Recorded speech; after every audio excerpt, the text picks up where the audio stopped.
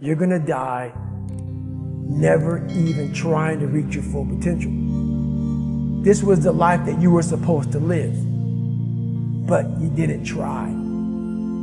Those of you who are listening to this, whoever hear this, you will not find toughness in a comfortable environment. You will not find it. The only way you find it is to drown yourself in a position where you're just out of sorts.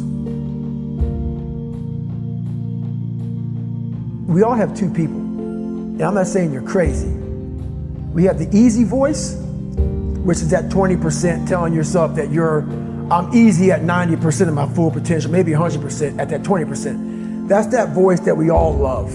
That's that very comfortable voice that's that mommy holding you saying it's going to be okay. Doesn't care how good you are, just loves you. Just loves you no matter how messed up you are in life. This other voice that we walk very far away from is a voice saying, hey man, you ain't doing shit. So we try to get this voice out of our head completely. And we live over here in this lane. So what you have to do first is turn up this voice over here. The voice saying things to you that aren't nice. That it's in our head saying, you know what man, dude, you're not doing shit. And it's not putting yourself down. People take this the wrong way in this new society. I'm not saying to put yourself down. I'm saying listen to the truth.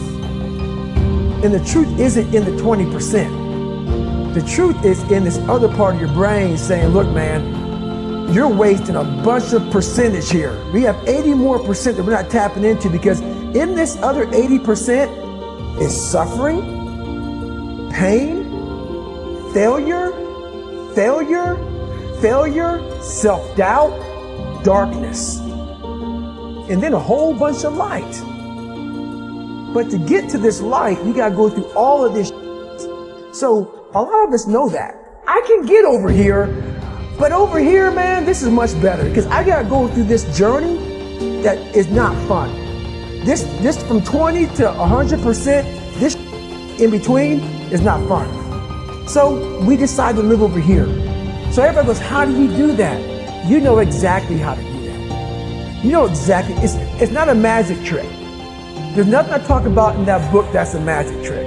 It's all back down to a very primitive mindset of we just have to do. It's like breathing. Breathing becomes normal.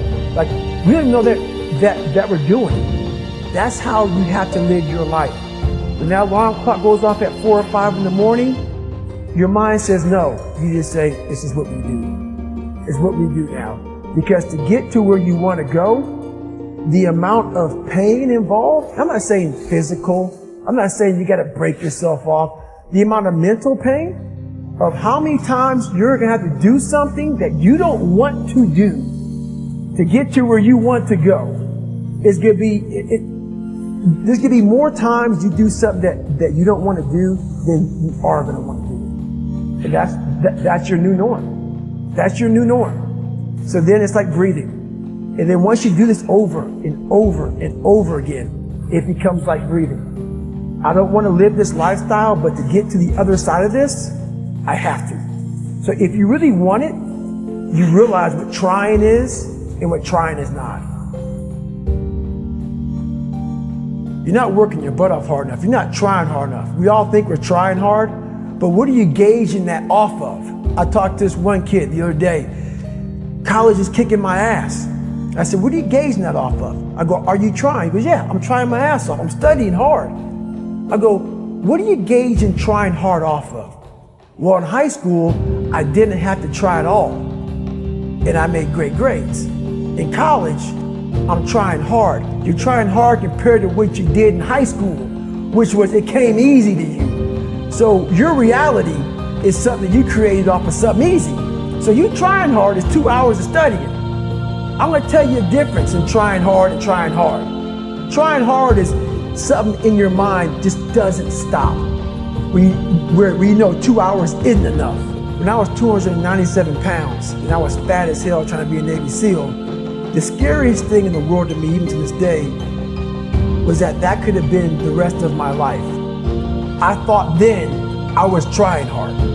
That's the scariest thing in the world. I thought then, 297 pound, working for Ecolab, spraying for cockroaches, making $1,000 a month. I thought that was me at my 100% potential.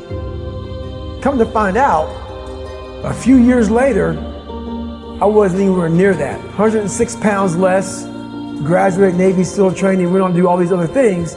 Looking back on that, that was me trying hard. That's why people gotta understand, what is in us, we have no idea until we start trying hard. And I mean really trying hard, where you're obsessed with, hey, this is my new norm. This isn't always fun. It's not always meant to be fun. And that's when you know you're trying hard. I had this haunting voice in the back of my head. A lot of us have it. We just ignore it. And it was there for years. So I knew in the back of my mind that I could pull off this whatever.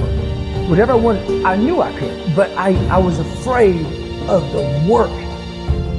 Because I wasn't gifted with brains. I wasn't gifted with God-given talent as far as like athleticism. So I knew to get to where I had to go, to be in the same playing field as these men, to even try out for this program, I knew the work was going to be something that I didn't want to even attack. So I was just putting it off. But yet you did it. Because it haunted me. The voice in my head said, you know what, man? You're going to die never even trying to reach your full potential.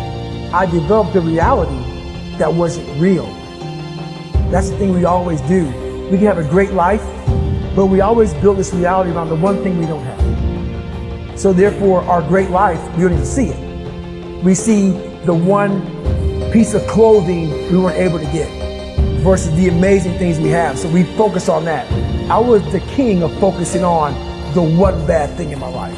The one bad person called me nigger. Everything bad, I focused on that. But over here was a beautiful reality of my life. Even though I came from nothing, where I could have taken my mind for the possibilities of where I can go if I work harder. That was all over here. But I lived in the filth over here. This was the life that you were supposed to live. But you didn't try. Just by going to war with myself every day and putting these challenges and these goals and these obstacles, these insurmountable obstacles. So it wasn't about losing 106 pounds. Me losing 5 pounds was an accomplishment. Me losing 10 pounds and then 50 pounds. And then the more I did this, the more I gained confidence. And then the more I gained confidence, the more I realized these Navy SEALs, man. These guys can't do what I'm doing right now. I had no coach, had no trainer, had no money. I didn't know how to lose weight.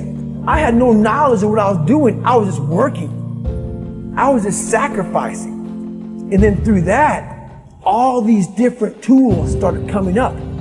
But I would have never found these tools if I didn't put myself in a very uncomfortable place. We all look for toughness. We all want it, but we look for it in a comfortable environment. You will not find toughness in a comfortable environment. Those of you who are listening to this, whoever hear this, you will not find it. I was trying to look for it everywhere. The only way you find it is to drown yourself in a position where you're just out of sorts, where you can't swim and you're drowning. Where you're drowning. You're drowning in life. And you say, you know what, man?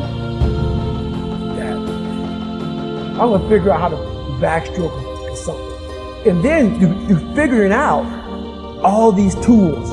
Your mind starts to, when you quit, your mind does this. Because you're out. Once you say, I'm not gonna quit, this is the 40%. When you quit, your mind says, we're done. So it doesn't expand. There's no expansion when you quit. When you say, this sucks, I'm drowning, I'm miserable, I'm suffering, I'm broken, but I'm not going anywhere. What happens to your mind is it does this. It says, he's not leaving. So we gotta expand, we gotta grow. We got to figure this thing out. So then these compartments in your brain start to they have to work. They have to work. And then you start to engage parts of your mind that you never engaged before.